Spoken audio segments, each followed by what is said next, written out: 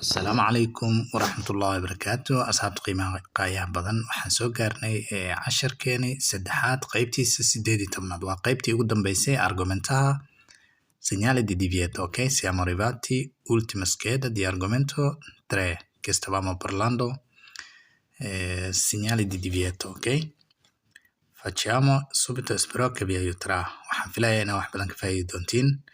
Il segnale raffigurato vieta il transito a tutti i veicoli. Signalkan meesha wuxuu ka mamnuucayaa dhammaan gawaarida u dhahay beer waaye sababtoo ah entrata transito tutti è vietato per i veicoli. Ok, il segnale raffigurato vieta la circolazione ai quadricicli a motore. Signalkan meesha wuxuu ka mamnuucayaa quadricicliyaasha inay galaan beer waaye sababtoo ah macal baaskiiluba ka mamnuucaaba. Il segnale raffigurato indica che possono transitare tutti i veicoli esclusi quello della categoria rappresentata in figura. Wuxuu yiri il segnale raffigurato signalka meesha ku sawiran indica wuxuu noo qeexayaa ama noo sheegaya che possono transitare in ay gali karaan tutti i veicoli dhammaan gawaarida esclusi markii laga reebo quelli della categoria noocyada rappresentata in figura oo meesha ku sawiran. Auto articulato maxaa lahaye autotreno autoarticulato andanti. Vero. Il segnale raffigurato non consente l'ingresso ma solo l'uscita della strada. Falso perché wuxuu dhahay il segnale raffigurato signalka meesha ku sawiran non consente nooma ogolaanaya l'ingresso inaan meeshaas galno ma solo keliya wuxuu noo ogolaanaya l'uscita della strada inaan kasoo bixi karno. Falso confonde quell'altro. Ok, il segnale raffigurato vieta la circolazione ai ciclomotori. Signalkan meesha wuxuu ka mamnuucaya ciclomotoriyaasha beer waaye sababtoo ah baaskiil ciclomotoriyaasha dadka wax dhan ka mamnuuca. In presenza del segnale raffigurato è vietato il transito delle categorie di veicoli rappresentati in figura. Vietato il transito wuxuu ka mamnuucaya inay galaan gawaarida meesha ku sawiran autotreno autoarticulato. Vero.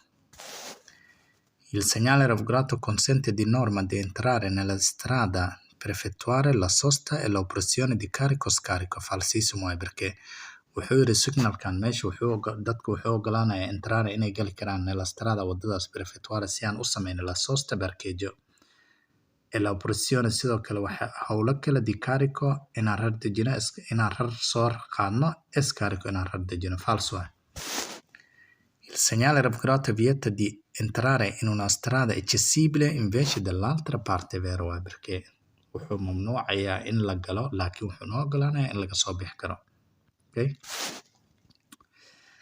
Il segnale raffigurato vieta la sosta ad autotreni ad autoarticolate.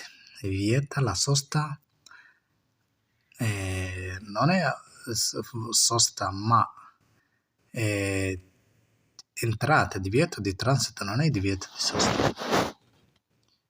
Però può essere. Allora, il segnale raffigurato indica che la circolazione è senso unico. Falso è senso unico waa signalkii kala hore aan usoo aragnay kan inuu waxaa umaleynaa kan ma waxaa ok, quindi falso Il segnale raffigurato è un segnale di pericolo. Falso perché è un segnale di divieto. Ok, il segnale raffigurato consente il transito ai pedoni. Kan wuxuu ogolaanaya inay dadka meeshaas gali karaan. Secondo me è vero, vediamo.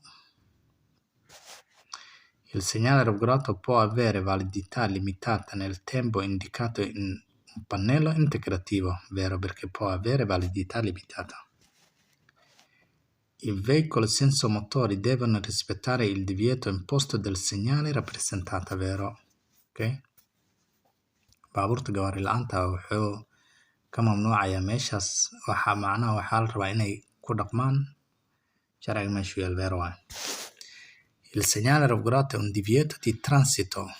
Vero, non si può entrare. Okay? Il segnale raffigurato indica un itinerario obbligatorio per gli autoveicoli delle categorie rappresentate in figura. No. Indica wuxuu noo sheegayaa un itinerario waddo obbligatorio qasab ku ah inay maraan per gli autoveicoli gawaarida delle categorie noocoodu yahay rappresentati kuwa meesha ku sawiran. Falso divieto di transito. Il segnale raffigurato vieta la circolazione nei due sensi, sia entrata che uscita. Vero.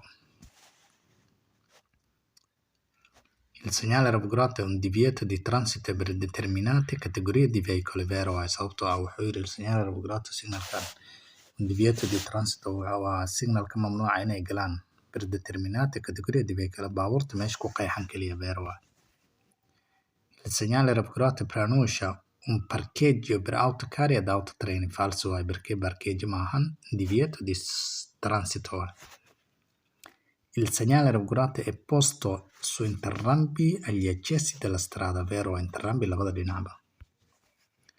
Il segnale raffigurato vieta il transito di tutti i veicoli con esclusione di quella rappresentata in figura contraria, perché vieta quella rappresentata invece consente tutti i veicoli, ok?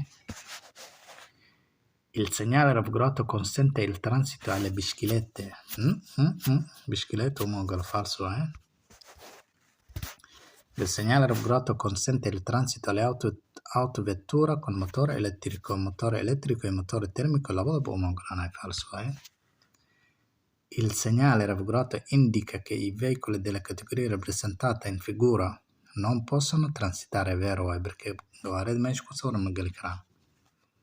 il segnale raffigurato segnala una strada riservata ai veicoli delle categorie rappresentate in figura falso, non è una strada riservata ma una strada vietata. Il segnale raffigurato vieta il transito ad autotreni e ad autoarticolati, vero? Articolati. Il segnale raffigurato separato in rosso indica la fine del divieto, vero? Fine del divieto.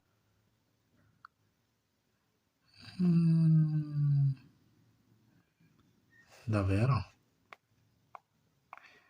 Separato in rosso, secondo me è falso, non lo so. Il segnale raffigurato vieta il transito agli autocarri, vieta, vero?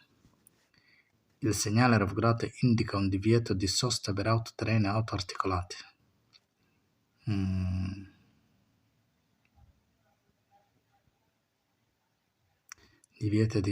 Divieto di sosta, non è sosta per transito. Il segnale raffigurato vieta il transito unicamente ai veicoli a motore falso perché vieta a tutti. Wanda mene firnayna natiijada 0 error waxba maana qaldin.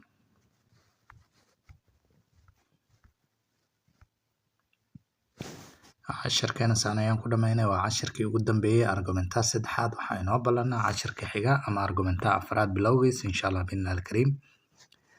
Teeda kale waxaa rabaa inaan u mahadnaqo dhammaan asxaabta qiimaha qayaha badan oo nagu soo birto oo cusub insha allah aad iyo aad wada mahadsantihiin. kuwan sida hoose noola socdana sidoo kale waa wada mahadsantihiin insha allah hadafkiina allah inay fududeeyo. Asalaamu calaykum waraxmatullaahi wabarakaatu.